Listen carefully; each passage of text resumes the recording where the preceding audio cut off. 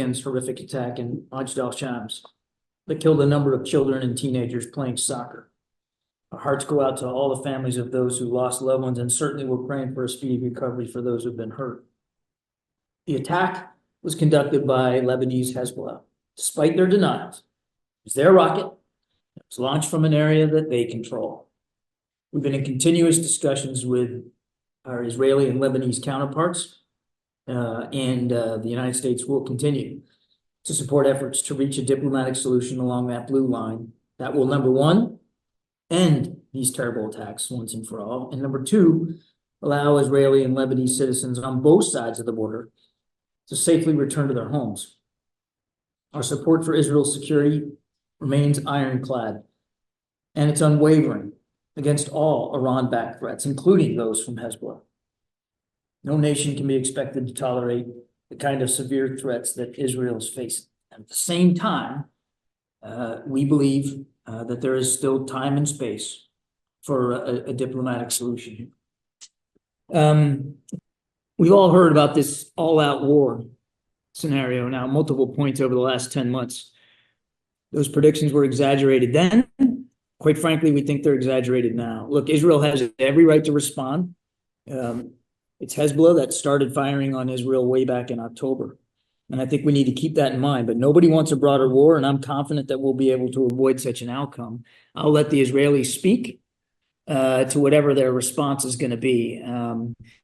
As for conversations over the weekend, you bet we've had them, and we had them at multiple levels. But I'm not going to detail the guts of those conversations. Again, I want to go back to what I said before. Israel has a right to defend itself. No nation should have to live with this kind of threat. What's really important, Amr, is that we continue these diplomatic conversations with both sides, and we are, and we will, to try to reduce the tensions and to allow for families, both Israeli and Lebanese families, to move back into their homes where they want to be and where they belong. But we certainly don't believe that, as horrific as this attack was over the weekend, that it needs to result in any kind of escalation or broader risk of a bigger war. Israel has a right to defend itself, as we have said many, many times. That is no less true today than it was last week and the week before that. The United States applauds the Venezuelan people for their participation in yesterday's presidential election.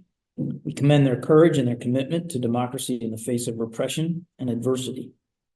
We've seen the announcement by Venezuelan electoral authorities, and quite frankly, we have serious concerns that the result, as announced, does not reflect the will and the votes of the Venezuelan people. It's absolutely critical that every vote is counted fairly and transparently, that election officials immediately share information with the opposition, and that independent observers without delay, and that the electoral authorities publish the full, detailed tabulation of votes. And we're going to hold judgment until that time. We in the international community are watching, and we will respond accordingly. If you like this video, then like, share and subscribe to ET Now.